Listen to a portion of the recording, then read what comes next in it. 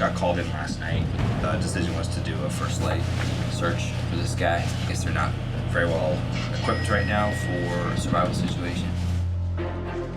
First thing I hear is that we've got a missing hiker down near Kodiak Bay. So the first thing that I'm thinking of is it's fairly close. There's fairly high mountains, up to about 3,000 feet, deep valleys, rivers, ridges. We have 4 members of the Kodiak Island Search and Rescue Team coming with us to help us with the land search. 35-year-old guy walked away from camp at 1 yesterday afternoon. Okay. And hasn't been seen. Okay. They have a couple of tents there. He's familiar with the area, but they said he had cotton clothing. Right. And didn't take rain gear. Mother Nature up here in Kodiak is unpredictable.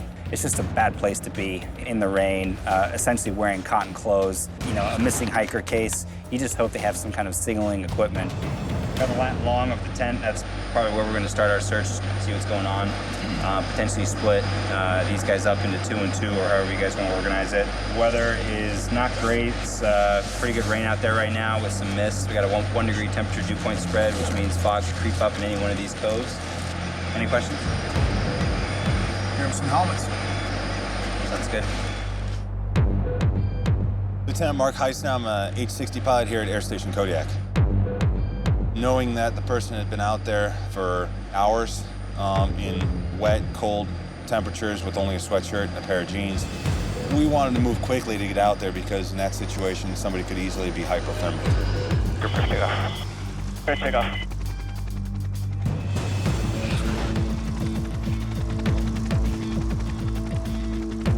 Pretty bad precipitation, yeah. Yep. Definitely not going through the pass. Nope. So we've got pretty good position data on where this hiker's tent and camping equipment was. He's also out there with a companion. So the first thing we want to do is touch base with them, and hopefully, you know, he filed a plan with his friend, basically telling us what direction he was hiking in. Something on the ground there. There's the yellow tent. Roger, ready for approach. When we arrived on scene, we easily spotted the yellow tent where the 2 personnel that were out there were staying, one of which was now lost. There was also a large field next to it, which we decided we could land in. Looking good. Looking good. Roger, cabin door's coming up. At that point, we dropped off the 4 Kodiak Search and Rescue personnel. All 4 outside your rotor rack. Roger. All right, I'll back in a gunner's belt inside the cabin. After we dropped off the Kodiak Search and Rescue, they actually started a ground search. We began an aerial search to kind of search the further out areas where the Kodiak Search and Rescue personnel were not going to be able to get to. Okay, his ice peels out the right side. Stay along the coastline. I'll be looking at the little ravines here. Hopefully, you know, it didn't fall in. We'll drop down to like 200 feet.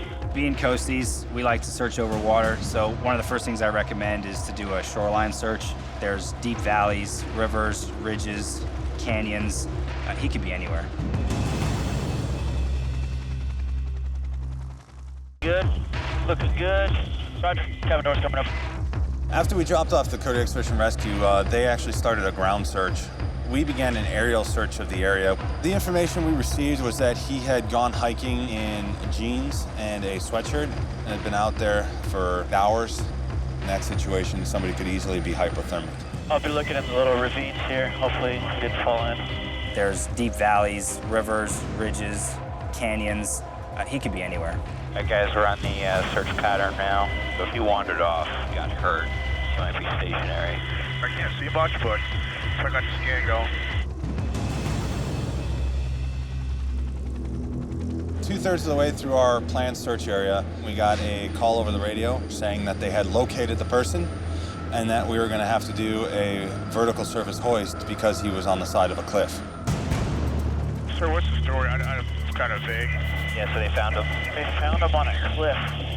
Unable to climb down. Hopefully he'll be in good condition. My name is Jason Menezes, flight mechanic here in Air Station Kodiak. When I heard that this hiker was on the side of a cliff, I had a million different thoughts. This was my first cliff operation. On the way out there, we talked about every scenario in our head. But once we got on scene, a lot of the scenarios that we talked about were thrown out the window. There he is. Oh, there he is. Sitting there. So this cliff is huge. We come around the corner at about 200 feet, and that cliff is going well over our head. He looks cold. Poor guy. 6010 Kaisar, we're gonna head back. The tide's coming up. We're gonna get trapped out here. Over. Yeah, 6010. We've got Matt in sight, and we'll take it from here. Over. A cliff rescue for a Coast Guard helicopter pilot, that's what we call a low-frequency, high-risk event. It's certainly something we train for, but it requires a whole different skill set than doing any rescue over water. We have a very high-risk hoist to do. He has nowhere to go. Okay, so let's make sure we're doing this right. Let's talk it, sir. It's briefing. AST-1 Claude Morrissey, U.S. Coast Guard in Kodiak. So basically, as a vertical surface, as a swimmer, you go down, attach to the helicopter, you not get off the hook, and you take a quick drop down, and you hook the individual in, and you lift them off, pull away from the cliff, and then hoist them up to the helicopter. It's very unforgiving, so you're constantly thinking of the what-ifs, you know. That's quite the drop right there to that creek. Claude, you looking out the window? I'm looking at him. He's in a little pocket. So you got him, right? Yeah. You got a couple shelves. He's on a shelf. A little one, obviously. Actually goes out a little bit above him. It protrudes actually out above him, which is going to be difficult. Obviously, we can't get him to move anywhere. He was in a little bit of a nook, and one of the things that we actually had an issue with was right above the person, the cliff face actually moved outwards again, so he was kind of hidden under a little bit of a shelf. If we can't get close enough next to the cliff, we might have to get on top of the cliff. We are 100% going to be rubbing on that cliff edge. I'll give you as much as I can, but Yeah, we're gonna have to do this somehow, so we're just gonna have to do it. The problem that we had was with that little overhang above the person, our hoist cable could actually rub on the rocks, and if that happened, you have the possibility of the hoist cable parting. The rescue swimmer could actually fall off the cliff, or we could have a rescue swimmer and another person stuck on a cliff and needing rescue. any questions, guys? No questions. Are you ready to do this? Hoorah! After all the good ideas are, put into one pot, we see what our best plan is, and it's time to put Claude out the door. Storm's going up now, so we have a door for load check. Load check complete. Storm's going down. You know, I was going down, you get lowered out the door, and you're 300 foot, 400 foot above the ground. You're like, holy man, I'm high. When they're doing something that high, every move they make is exaggerated down low. So I got a good swing going. Trying to control the swing here. He's got a big swing going on. Just because of the amount of cable that's going out. How much cable do you have out? About 150 feet. Swimmer's on the ground. Broke positive contact. Easy left. He's trying to put me on, and I keep missing it, and I'm not going right to the spot I want, just staying calm. I'm watching the cable. It's right above that knife edge, just barely contacting it. So I'm just like, geez, I don't want to get a cable rub, because then I'm sheared off over 200 foot free fall. There he is. Oh, there he is. Sitting there. There was a person that had gone out hiking and had not returned. So this cliff is huge. We have a very high-risk hoist to do. We are 100% going to be rubbing on that cliff edge. Trying to control the swing here. He's got a big swing going on. I'm watching the cable. It's right above that knife edge, just barely contacting it. So I'm just like, geez, I don't want to get a cable rub, because then I'm sheared off over 200 foot free fall. And I'm not very graceful, so I'm going to go bouncing like a bumble. And swimmer's on the ground, making his way. Easy left, hold. Just about as far as I can get you. He's just about there. He's at the survivor. I'm saying to the guy, stay there, stay calm, we got you, don't move. He seemed pretty content. He said, hey, I need to ride out of here. I need to get off this cliff. I've been here since 2 o'clock. I'm like, man, this guy's been here a while. Wrapping the strap around him. Stuff getting blown down the hill. There's debris flying off the top of the cliff, twigs, bushes, branches, rocks. So I got a helmet on, I'm not worried. But worried about this guy getting knocked in the head, so not a good place to be at. I have ready to pick up, so easy right. Remember bringing cable. One of the more hazardous phases of this hoist is exactly when Claude is about to take the survivor off of his stable position, off of that little point on the cliff. Claude sticks his arm out, points it over the water. That's the sign. It's time to back away from the cliff. And that's exactly what we do. Right 20. You got him. Clear right. Easy down. Storm's coming up. Hold 200 feet. Looks good. I conned the helicopter away from the cliff, dropped altitude, and I raised them up, pulled them both in the cabin. North slider outside cabin. Bring us over and slider inside cabin.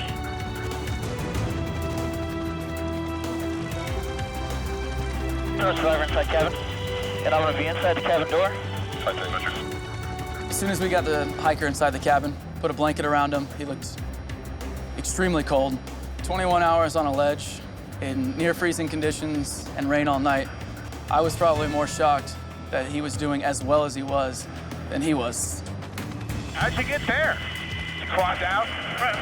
From the ground, it looked like that was the top, and I started climbing up, and once I got a certain height, I realized I wasn't going to be able to get all the way to the top, and by then it was too late. Go down. You all right, though? I mean, you look like you didn't get hurt, you didn't fall at all, no damage or anything?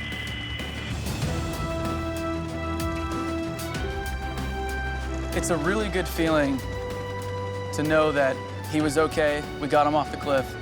It's quite amazing to see 4 different people doing 4 different tasks inside that helicopter come together and rescue someone. Jason. Sir. Outstanding. Yeah, that was smooth. That was good all around. Good backups on everything. That was perfect. My name is Matt. I work for the Alaska Department of Fish and Game. I probably left camp about 1:30. By 2 o'clock, I knew I was in trouble. Because of where I was, I knew the only way that anyone was going to pull me off that cliff was the Coast Guard helicopters. Sitting on the side of a cliff with a 100-foot drop, the biggest thing was to make sure that I wasn't going to fall asleep. After sitting there for 21 hours, I saw the helicopter coming around. And then it was just kind of a waiting game for someone to actually notice me. The Coast Guard has been something that's been part of my life since I was a little kid. I'm glad they came. They were on it, and I was extremely happy to get off that rock face alive because I'm pretty sure the only other way off was going down.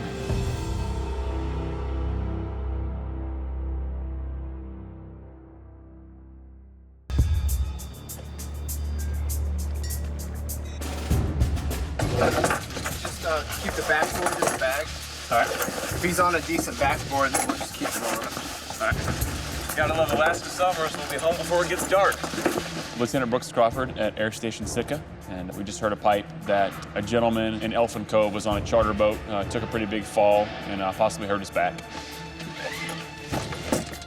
Before we took off, we had a pretty good look at weather, and it looked like a pretty good day. We were going to try to go as direct as possible, so that's the course we set, direct for Elfin Cove, up and over the mountains. I think we're all on the same page as to what we got. A 74-year-old man hurt his back on a boat. He said he's at the lodge in Elfin Cove. We'll find this guy. We'll find a place to safely hoist. We'll do it. We'll get him to Juneau. Okay. Yeah, 6,500 pounds of fuel. Everything else is the same. Any questions? I have no questions, sir. All right. Rudder brake is coming off now.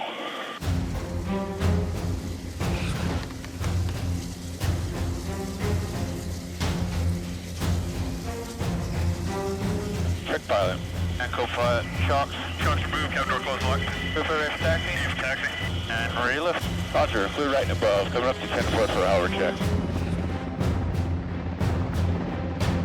We got everything started, and while we were en route, we started setting up, like the litter was actually already set up, but we started getting trail lines, and me and Dave started talking about possible hoisting to the survivor. You guys already got the litter put together? Yeah, you do. I got O2 set up, got some trail line set up. All right. This will be the quickest on scene. I'm pretty sure I know what the lodge is in Elfin Cove. I mean, there's only freaking, 8 buildings in all of Elfin Cove, so. Yeah. Elfin Cove. This is Coast Guard Rescue 6038. This is Eagle Charters. Go ahead. Eagle Charters, we're about a minute out from their position. Is there anything you need to pass? Yeah, roger that. We have a big sandy beach where you could put down. We'll light that area up with a couple flares, and we'll put 2 flares where you can do a hoist if you so choose, okay? Sandy Beach, huh? That's how far the guy is from the Sandy Beach. If we could land, that'd be great. How far is the patient from the Sandy Beach? Oh, probably less than a block. All right. I think we'll take a look at it. I have smoke over there in the cove right now. I don't know if that's... Okay. Yep, that's a flare right there.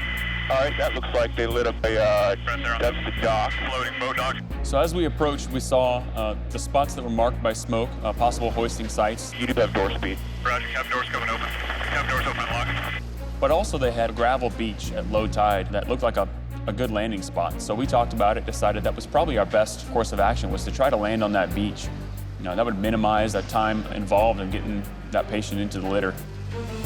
Okay, so I plan on making an approach directly into that sandy beach. Be nose in. Guys ready in the back? We are, sir. Ready in the back. I'm just scoping out the area. Okay. Once we're safely on deck there in Elfin Cove, at that point, we cleared Dave White, our rescue swimmer, out to go assess the patient. Once we landed and I left the helicopter, I brought the litter with me and a couple other things, the backboard. There's a lot of people on scene there, and they were all very willing to help out and show me where the patient was.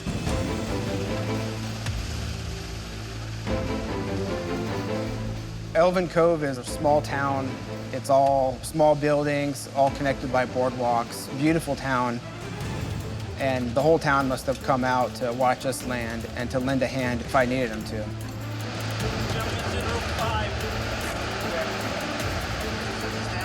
The gentleman told me that he was in one of their hotel rooms on the second floor in a bed. Your hands are on? Yeah. I run them, Dave. All right, Dave. All right, so, hurt your back? Yeah. All right. Get you. I'm gonna get you on a backboard. That way. And carry you down, okay? He's got basically localized sciatic pain with no radiation down his leg. Okay. Do you have any other, He's had a broken back before. Okay. We're gonna take you to Juneau. And then what? And then drop you off. The hospital will deal with it. Just stay still. Don't move, try okay? to move. These guys will do the training. They know what they're doing. Did my patient assessment, and he was talking. He was in a lot of pain, which in most cases is a good sign for a back injury. It's the numbness that is bad, very dangerous. Okay, now we're gonna roll him back. Coming back on the board. Okay. Tell us how you're feeling. Damn, Kelly, you always wanted to be the center of attention. I'm going to tell you something, Bill. I'll trade you places here. Got a couple more black straps under here. We gotta get connected and get him out of here. Imagine that board. Down. All right, so we're gonna go feet first. There's handles here, all up and down it. We're gonna need as many people as possible. 1, 2, 3, lift. Lift them up. I had about 8 strong guys in the room with me, so carrying him wasn't gonna be an issue until we got down a flight of stairs. All right, we're going down the stairs. The bottom of the stairs in this corner is gonna be the tricky part. Damn, Kelly, I wish you'd lose some weight. There was a wall at the end of the flight of stairs that I didn't think we were gonna be able to get around. I didn't see any other option but to just go ahead and give it a try.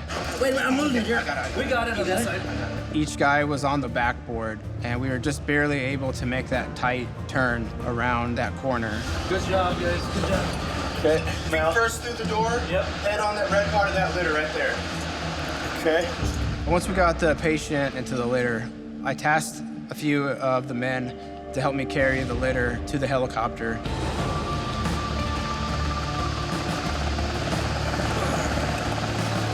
Luckily, there were enough good SAMs there that they helped him carry the survivor back. With me and Dave, if it had just been the two of us, it would have been tremendously hard trying to carry a 200-pound man on unstable ground. You've got soft sand, big rocks. I mean, a couple of us almost fell just trying to carry the survivor. So once we got him back, we put him in the helo feet first. Okay, how's the patient doing? He's about at 8 right now, his pain level, but he's talking, joking, laughing, but his pain level's pretty high. Roger that. I'll give him some O2. Okay. That's about all I can do for him. Have doors closed and locked. Roger. I went ahead and put him on oxygen, put a blanket on him because it gets cold. And it's hard to communicate with patients in the helicopter. You really got to get up close and personal to them and yell, literally yell in their ear. Every 5 minutes I would talk to him and he said he was okay, he was doing fine. And there's really nothing I could do for his pain level except transport him as fast as possible. Rescue 603 up Sector Juneau. Advise, once on scene at Juneau, you must be tasked with a medical transport at the Kodiak River. How copy, over? Sector Juneau, Coast Guard 6038. Request to know what the nature of the medevac is and also a lat long of Kodiak River. Shortly after taking off, we get word from Sector Juneau that we might be tasked with a second medevac as soon as we land. Great, Sector, be advised, the nature of the second medevac is a head and neck injury. The on-scene lat long, I have for you when you're ready, over. Sector 3A, we are ready to copy, over. Right now, we have a patient on board who's in a lot of pain, possible broken back, and our goal right now is just to get him, first and foremost, to a higher level of care.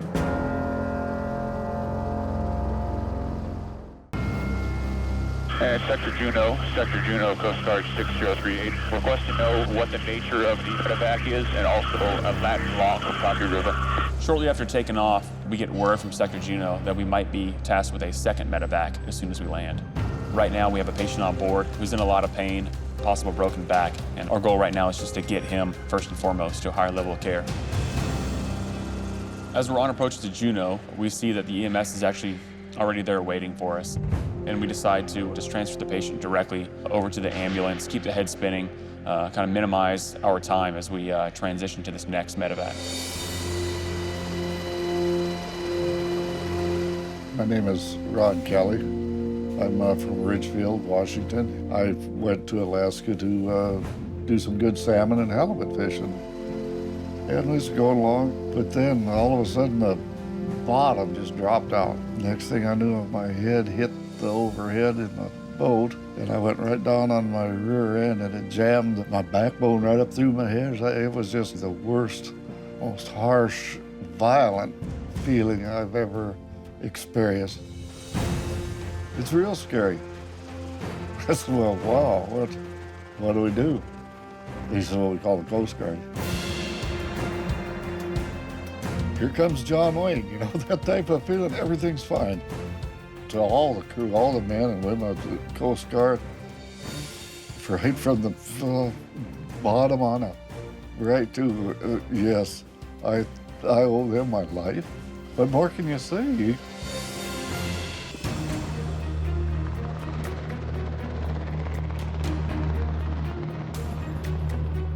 Sector Juneau from Rescue 30, good evening. Request you take our radio guard at this time. We've just taken off for home plate. We have 05 POB. We are en route to Skagway for a medevac. Lieutenant Jamie Jenks, Air Station Sitka. I'm one of the helicopter pilots on duty tonight. We've got a call for a gentleman in his 80s. It's a passenger on one of the cruise ships going through Southeast Alaska. He's up in Skagway right now and is suffering of an apparent stroke. So we're going to be working the details on medevac and getting him transferred to Juneau to a higher level of care. Rescue 3 here in Sector Juneau.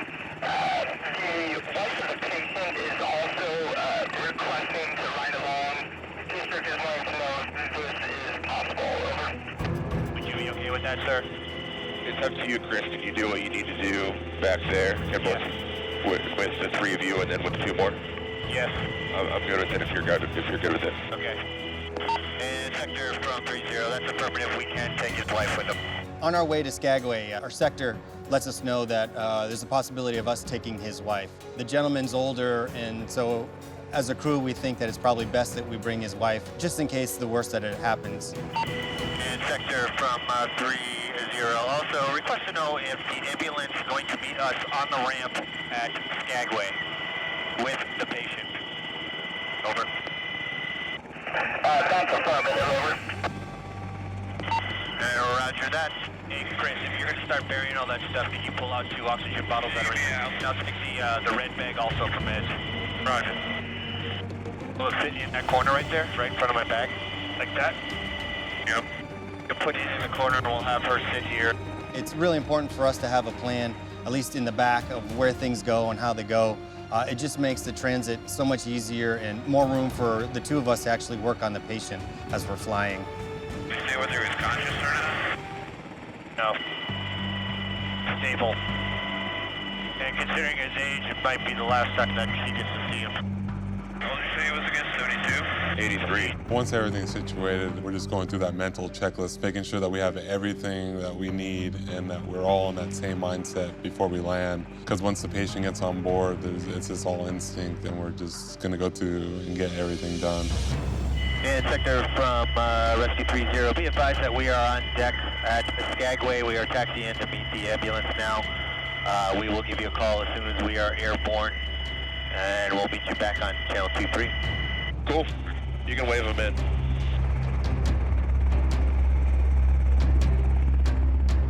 When we got off the plane and went to go and see if I could inspect the patient in the ambulance, the patient wasn't in the ambulance. So, you know, that was surprise number one.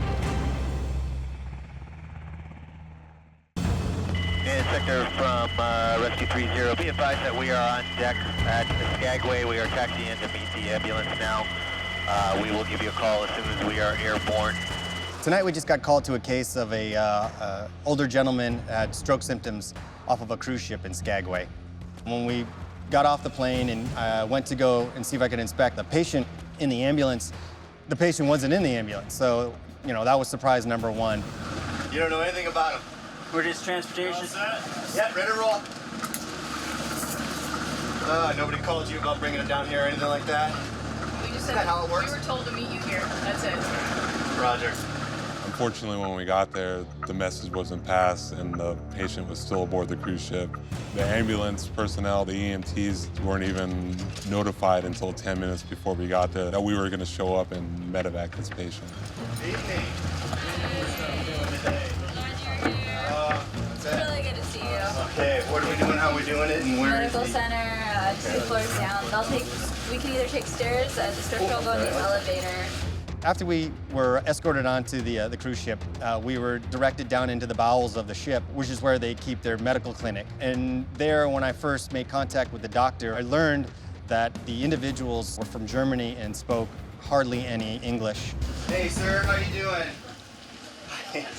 Translator, or do we have... That's me. Okay. So what do you know about the patient?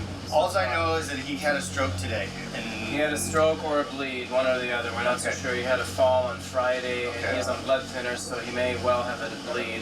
But obviously, he's got a fairly significant neurologic deficit with significant slurring of speech, a facial droop, weakness on his left. Okay. Over the last hour, he developed some aphasia and also some aspiration. So he's a bit of an airway risk. When I first entered the clinic, my initial assessment of the patient was he wasn't doing very good at all. A lot of significant facial trauma. He had fallen earlier in the week, and now it was dealing with, you know, the outcomes of that fall this night. what do you need us to do? I have you intubate or put an LMA in? Yes, we do have, we have a king, we can intubate, we can do any of that You kind of can stuff. intubate? Yes. Oh, man. Yeah.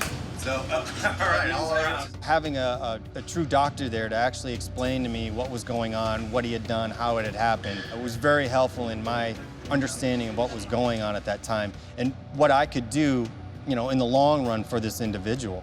Doctor, would you mind giving her just a little brief of what we're going to do, the wife? We're going to have her wear is a life vest, and anything with a beaded ring on it is your inflation. If for some reason we have to land in the water, please do not have her inflate in the plane. My first concerns with having the wife, and especially speaking very little English, was going to be that she doesn't know or understand what I'm trying to tell her for safety reasons. There's small briefs that we have to tell her and let her know, and especially about how wearing life vests in the plane.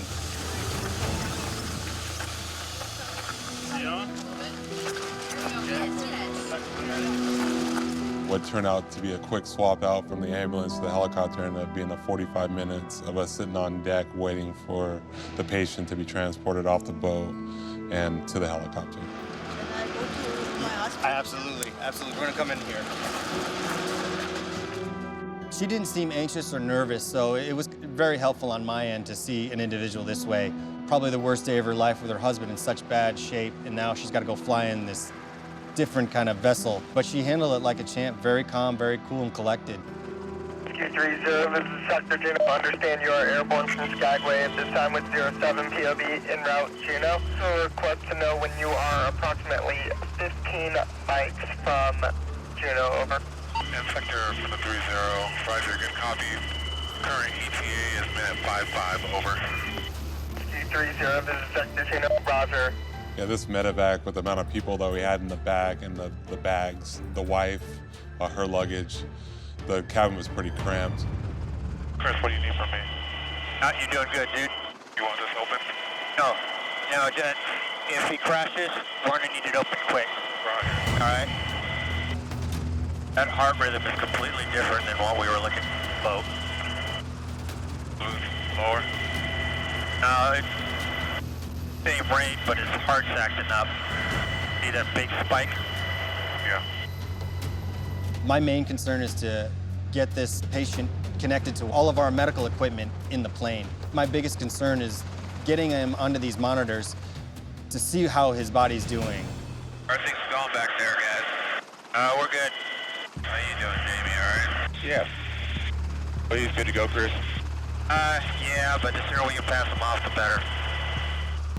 I could tell based off the physical condition of the patient and the look on the rescue swimmer's face that this is a pretty desperate situation and that we need to get this guy to a higher level of care. Chris, what do you need from me? You're doing good, dude. That heart rhythm is completely different than what we were looking for. We just got a call that we need to medevac a patient from Skagway to Juneau off of a cruise ship. The patient is showing stroke-like symptoms, and I could tell based off the physical condition of the patient and the look on the rescue swimmer's face that this is a pretty desperate situation. Crew 4 ready for approach. We're ready for approach. All right, so we'll offload him, just the opposite that we did. Have them bring the stretcher to here. We'll just slide him on top of it, keep wife here, and then once he's out into the ambulance, then we'll move her. Having his wife aboard in the long run really helps him. It helps the patient. He's got so many things going on with him that he doesn't need to worry about how's his wife gonna come and see him. So being able to bring him along is fantastic. All set, guys.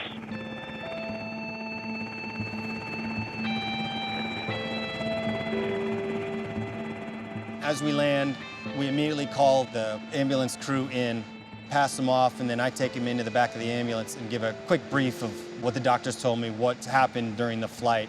They understand everything. We've worked together many times, so we kind of speak the same language. Great, quick high five, and then it's back into the plane and ready to head home. The challenges of these cases kept coming fast and hard. It's just something where if you plan for everything, you'll never get it right. So for you to be able to just kind of roll with it and just keep an open mind, just think that at the very end of this, you're going to be saving somebody's life. Sector from 30, be advised that we have just taken off from Juneau. We have successfully transferred the patient to Juneau Fire. We have 05 POB now, and we are RTB. We all joined the Coast Guard to save lives, and this, at the end of the day, it's pretty satisfying to know that we helped this gentleman out, and that without us, he may not have made it. Well, nice job, Chris. Thanks for going over there and dealing with all that. No worries. If it ran smoothly, I wouldn't know what to do.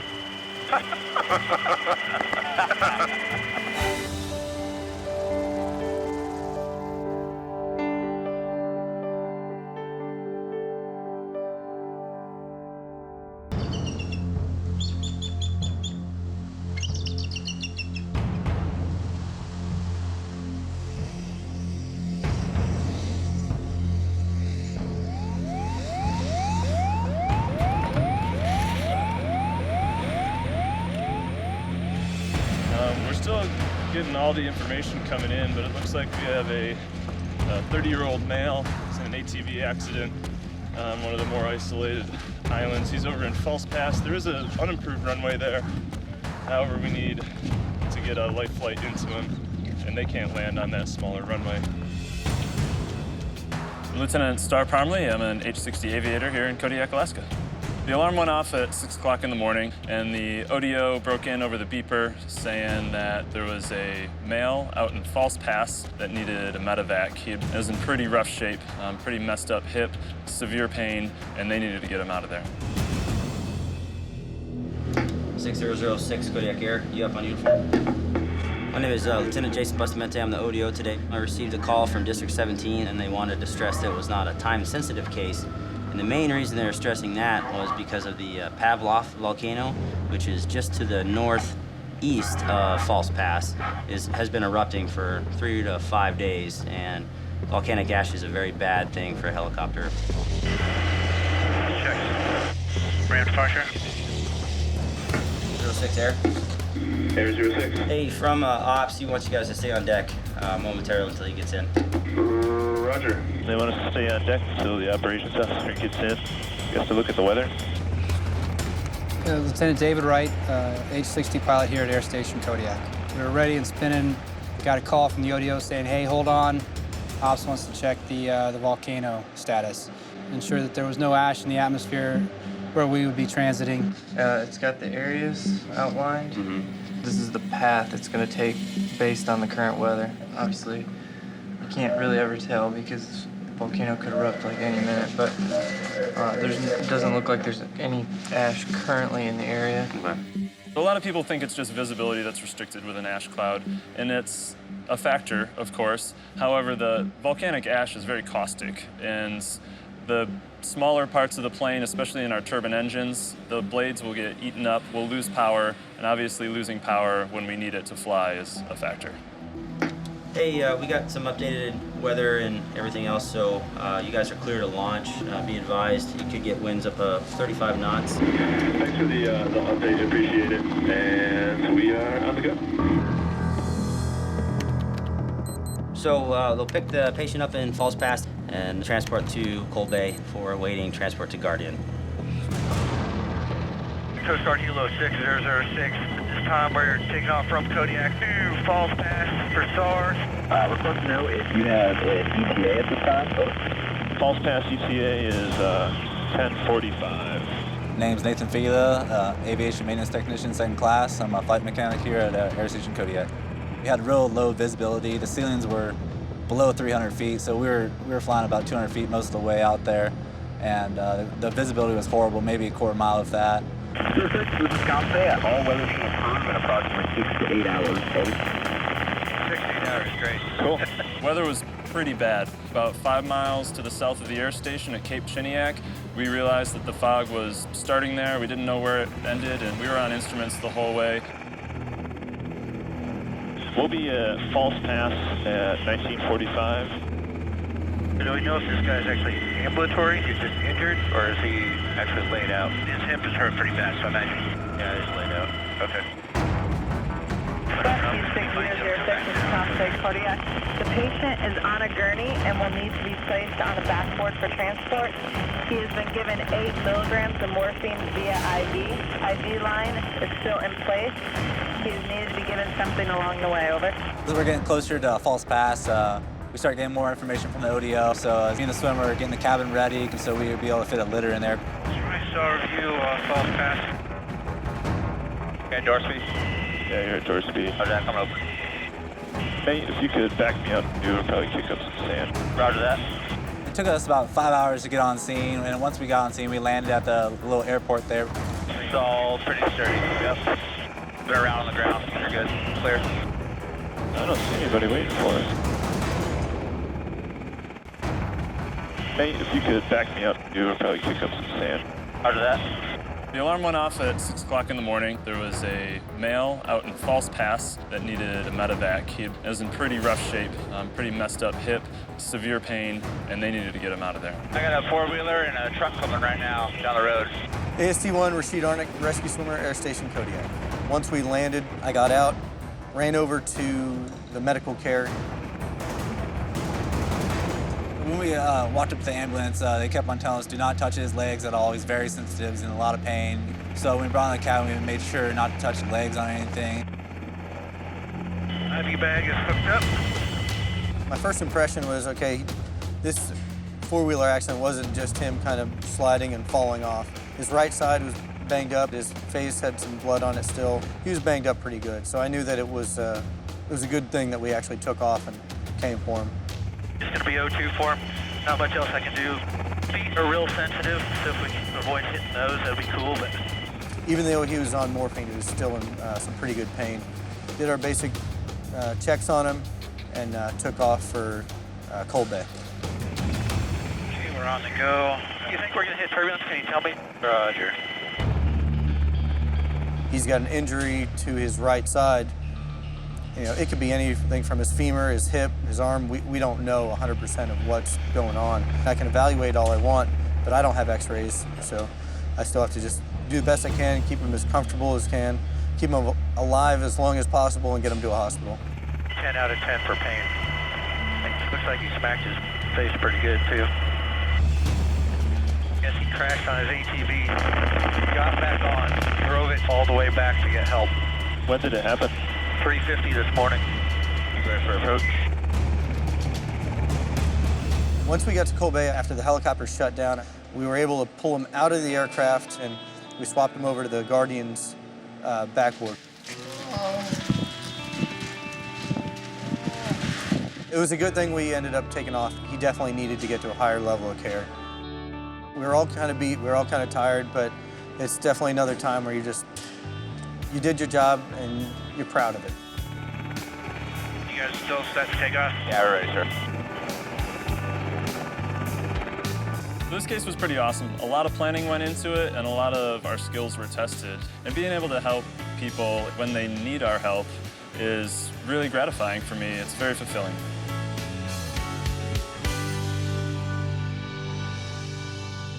My name is Nick Nezeroff, and from Elfin Cove, Alaska, and I'm a commercial fisherman. I was riding my ATV on the road going to the boat harbor. And there's a construction site company working there in the harbor, and they had big steel beams out in the roadway, and they clipped one with the ATV. After I did x-ray and stuff, was a broken femur. I could have died because there's a main artery right there. If my leg would have just turned to the left or right, it would have punctured that main artery. I would have died in about 2 minutes. Pretty lucky to be here. Thanks to the Coast Guard for being there, because I probably wouldn't be here right now.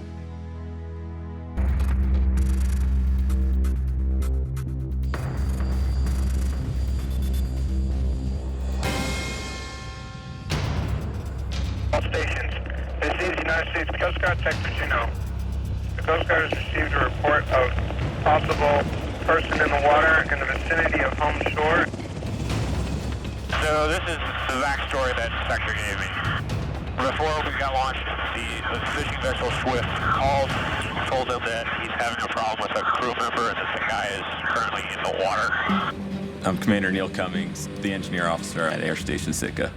This evening we got launched on a case for a possible man overboard. Basically, a guy had told one of the other vessels that, hey, I got a problem on board. If you don't hear from me in 20 minutes, probably gonna need some help.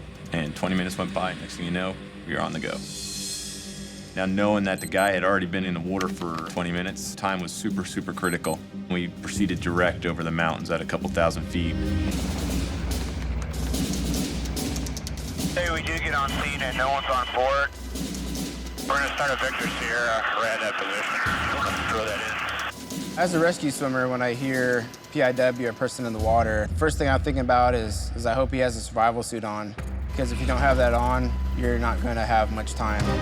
Once we arrive on scene, we start searching, and I was up on the FLIR, the forward-looking infrared, looking for a possible heat signature of the survivor. There's an upside down skiff right there, and there's something red right on the shore, sir. We got door speed. Roger, Captain, doors opening. Got on scene, and their boat was about a quarter mile offshore, and there was a person standing on shore with a survival suit laid out. He's in that red right next to the shore, sir. He's got some kind of a stick or something with him. As we come over the ridgeline, it was about the same time we picked him up visually. It was an individual in a survival suit. Definitely looked like he was having trouble standing up. Had some kind of an oar or a stick, using it as a cane or a crutch. So we knew that was our individual right away. At that point, we realized there was a Coast Guard vessel on scene. We did a low approach. I'm gonna call that boat and see what they can do. 671 6030. You guys gonna be able to get in there and get him, or are we gonna need to hoist it? Roger. Looks like you guys might have to come hoist him. I'm probably not going to be able to get the boat up there. And he looks like he's in pretty bad shape. He's sitting on the ground. Looks delirious, over. Coast Guard small boat. They were able to get within shouting distance of him. They weren't able to beach the boat because the shore was really rocky. Since the boat couldn't get close enough to pick him up, it was up to us to get in and hoist me down. Just tried talking with the gentleman. He said he's not doing very well, and there is still one other person that's missing. He does not know where he's at. When they made contact with him from shore, they found out that his nephew had jumped overboard to swim to shore and got into some trouble and was yelling for help. In this case, we had heard that there were 2 people in the water, but looking at the survivor from the air, we could tell that he was pretty hypothermic. And with another small boat on scene that can start the search for the next survivor, we made the decision to do a hoist. He's on scene, so let's set up for our approach. Looks like a pretty steep beach. Yeah, it's pretty steep, sir. Once we decided to hoist, we went into rescue checklist part 2. We started completing it. Dave dressed out into his gear to get hoisted. I brought Dave to the cabin door. I tapped him on the chest to release the gunner's belt and to check himself. And then after that, we went ahead and load checked him and sent him down to the beach. Swimmer's going down. Swimmer's going down and hold.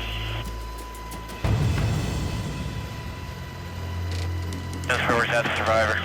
When I'm approaching the survivor, I could tell right away that he was hypothermic. He was shivering uncontrollably. He was mumbling. He could barely form words, and he couldn't stand or walk on his own power. 3-0 rescue swimmer, made contact with the patient, and he is very weak, and he is hypothermic.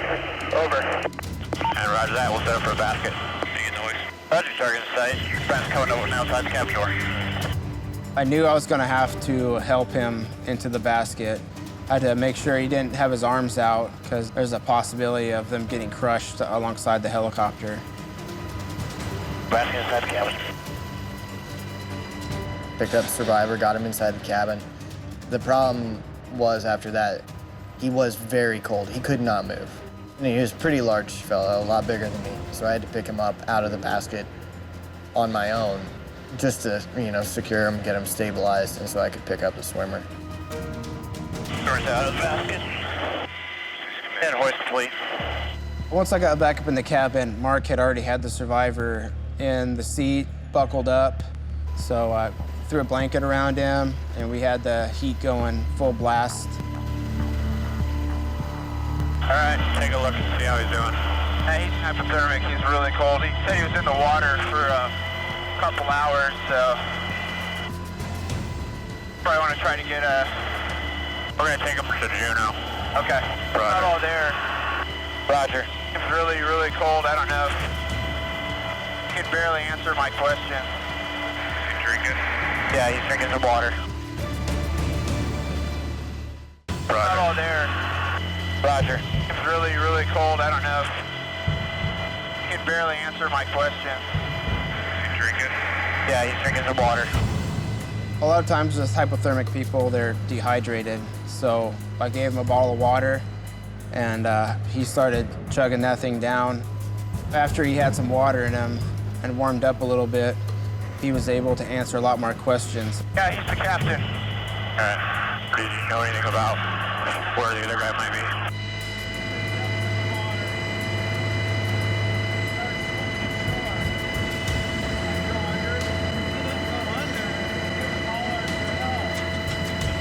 Okay, so the other guy wanted to swim to shore and started hauling for help, and the current took him. He got in to try to help him. All right. Do you have a survival suit on? He did not have a survival suit on. The information that he told me was that his nephew had jumped overboard to swim to shore, got into some trouble and was yelling for help, and then Tim went in the water to try and help his nephew out. We landed in Juneau, and the EMS was waiting for us. Mark asked if I needed help bringing him out, and I definitely needed help. So we walked him out to the EMS and passed him off. En route to dropping off the survivor, we knew our job was half done. When you know that there was somebody, is still out there. And at this point, time is really critical because, you figure it's been probably about 6 hours since this individual's been on the water. And, our adrenaline's really rushing now. We want to make sure that, we do our best effort to get this guy home to safety.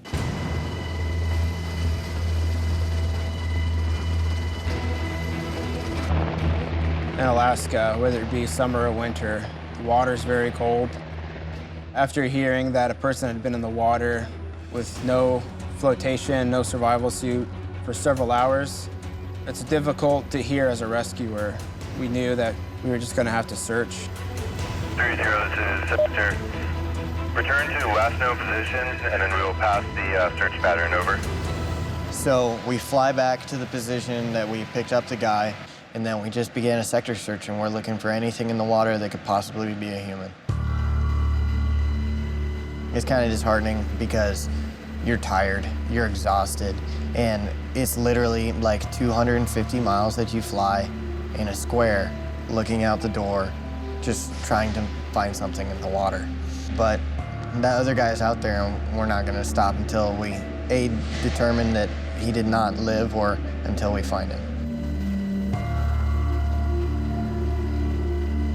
What's that right there, Mark? That's just buoy, I think. Oh, yeah? Okay.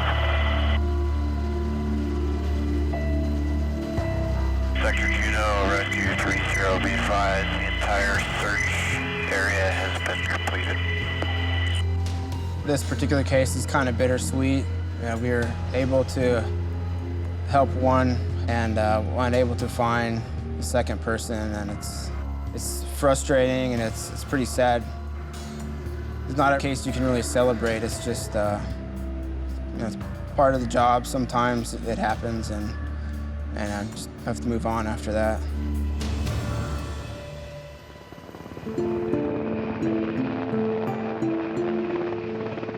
We get back on deck just in time to see another crew coming out, and they're gonna take the plane from us, and they're gonna go and they're gonna keep looking.